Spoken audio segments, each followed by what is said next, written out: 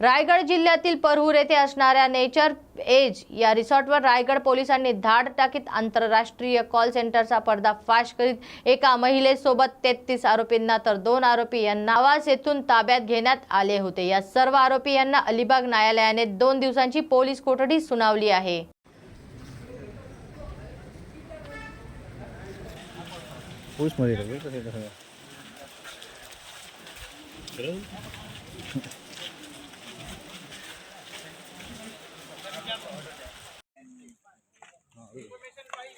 हाँ देखेंगे आगे चल। हाँ देखते ना, बहुत काम किया है।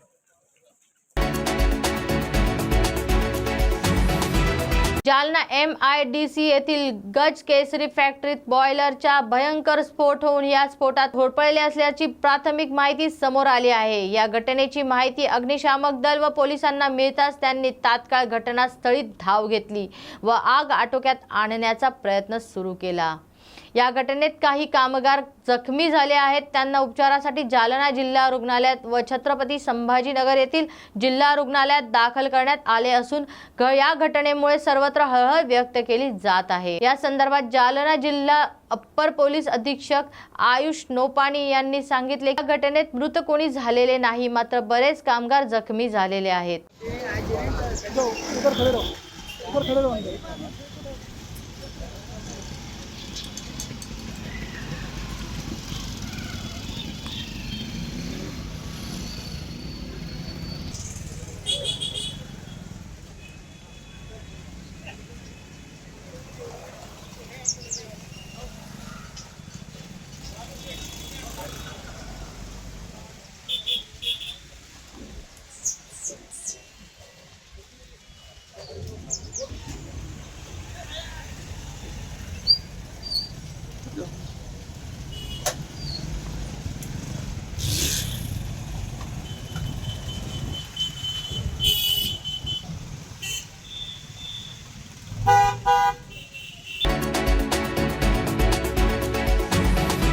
गणेशोत्सव जवळ आलेला आहे आणि गणेशोत्सवाची तयारी मुंबईमध्ये जोरात चालू असून आपण एका कार्यशाळेमध्ये आज भेट दिली।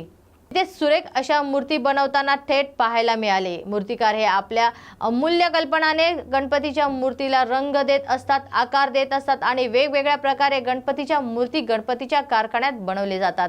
आपण काही छोटे छोटे सुंदर सुरेख मूर्ती असतात आणि काही भले मोठे असतात, पण आपली छाप सोडणारे गणपतीच्या मूर्ती आपल्याला दिसून येतात। जवळजवळ मला 12 ते 13 वर्ष झाली मी या क्षेत्रात काम करतोय आणि गेले 5 वर्ष माझं स्वतःचं वर्कशॉप आहे आणि त्याचं सध्याचं काम माझं आता चालू आहे। या मूर्तीमध्ये आपल्याला कसा प्रतिसाद भेटतो, कशा प्रकारे आपण करतो? प्रतिसाद इन द सेन्स म्हणजे कसं आहे, माझे जे फिक्स मंडळ आहेत काही त्यांच्या मी दरवर्षी गणपती बनवत आलेलो आहे आणि त्याच पद्धतीने त्यांची कामं पाहून इतरत्र मंडळ सुद्धा जेव्हा आमच्याकडे एन्क्वायरी करतात तेव्हा आम्ही त्यांचे पण गणपती बनवतो।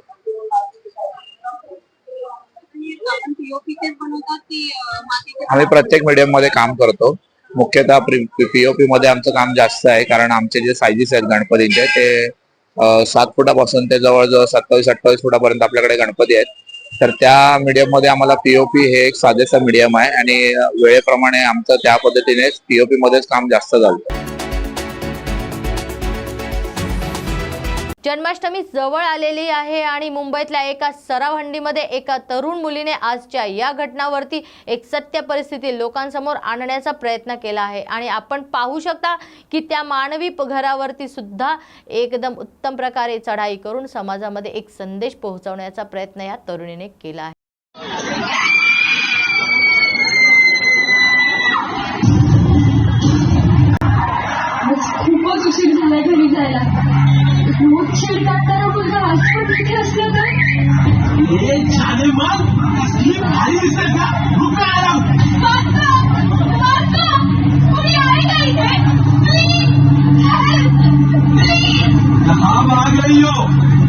कोणी पण तुझ्या मदतीला येणार नाही, ऐका।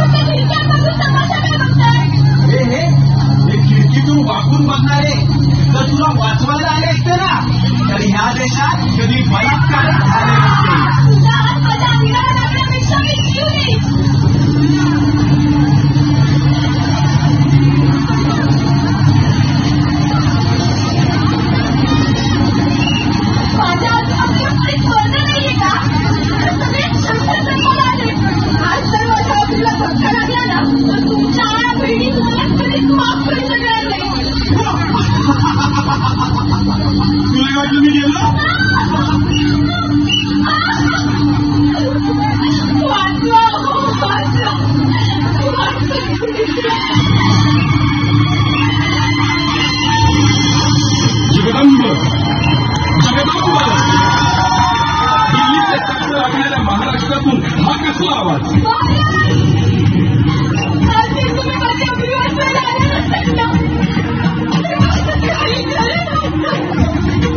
शरम वाटते, शरम वाटते. ज्या महाराष्ट्रासाठी आयुष्य खर्ची घातलं, आज त्याच महाराष्ट्रात कुणीच मावळा या बहिणींची अब्रू वाचवायला पुढे येऊ नये.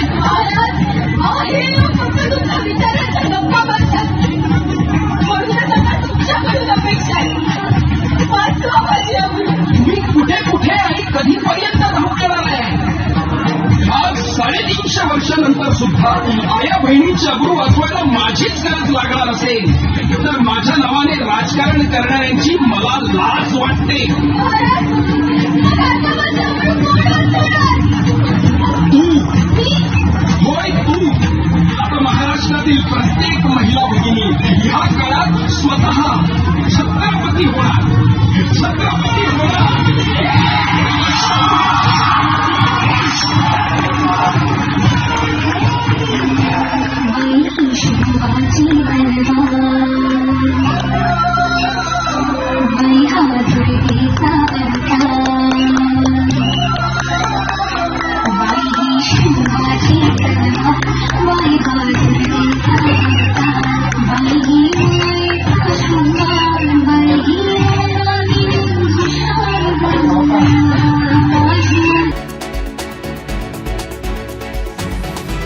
गंगाखेड येथे महाविकास आघाडीचा मूक मोर्चा करणार असून आरोपीस तात्काळ फाशीची मागणी केली आहे.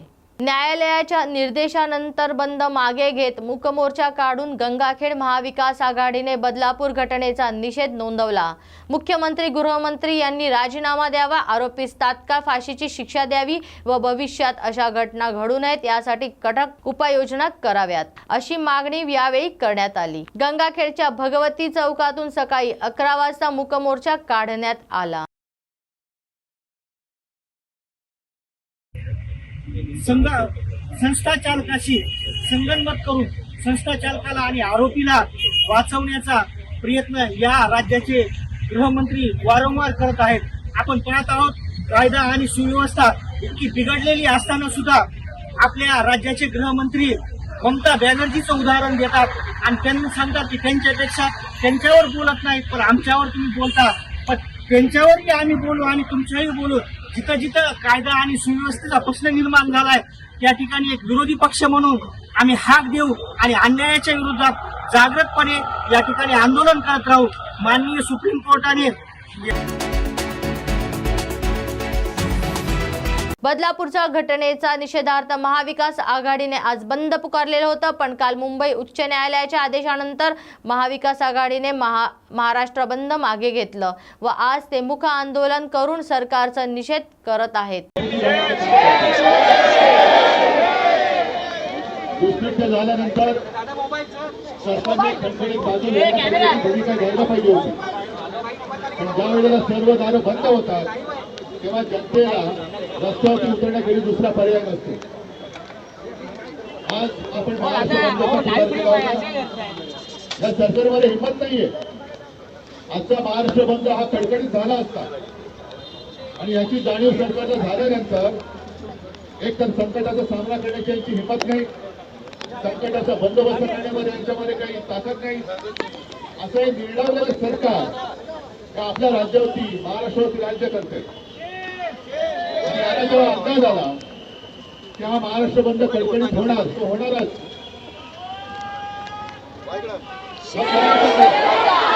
त्यांनी त्यांचे चेले सपाटे कोर्टात पाठवले आणि कोर्टाकडनं आपल्या महाराष्ट्र बंदला अडथळा निर्माण केला गेला.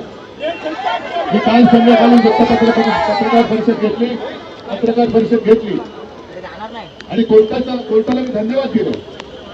कारण आपल्याला जे वाटलं होतं आपली केस सर्वोच्च न्यायालयात 2 वर्ष 2.5 वर्ष तारीख पे तारीख सुरू आहे, न्याय कधी मिळेल असा आम्हाला एक विश्वास आहे, जरूर आहे.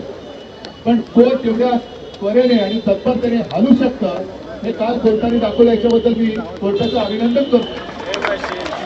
म्हणजे कोर्ट जर का कोर्टाने ठरवलं तर कोर्ट तात्काळ निर्णय घेऊ शकतं. आज आपण इकडे सगळे जमल्यानंतर सरकारला कळलं असेल की जरी तुम्ही आमच्या बंदला बंदी केली असली तरी महाराष्ट्राच्या प्रत्येक हृदयामध्ये आणि प्रत्येक घरामध्ये या अत्याचाराविरुद्ध आणि तुमच्या नेत्यांच्या सरकारविरुद्ध एक मशाल धगधगते आहे.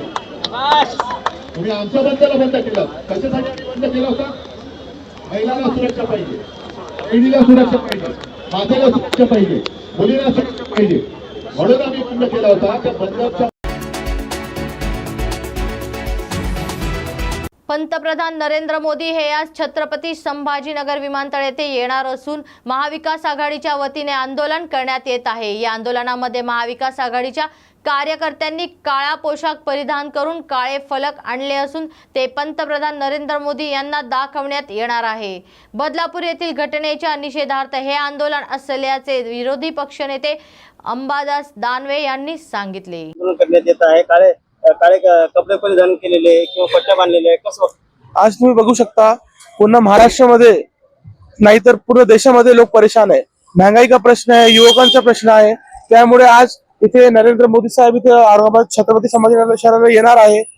तर महाविकास आघाडीतर्फे त्याचे निश्चित करण्यात येत आहे. कारण की आता ते जे बदलापूरची घटना झालेली आहे ते अत्यंत दुर्दैवी आहे आणि शर्मसार करणारी घटना आहे.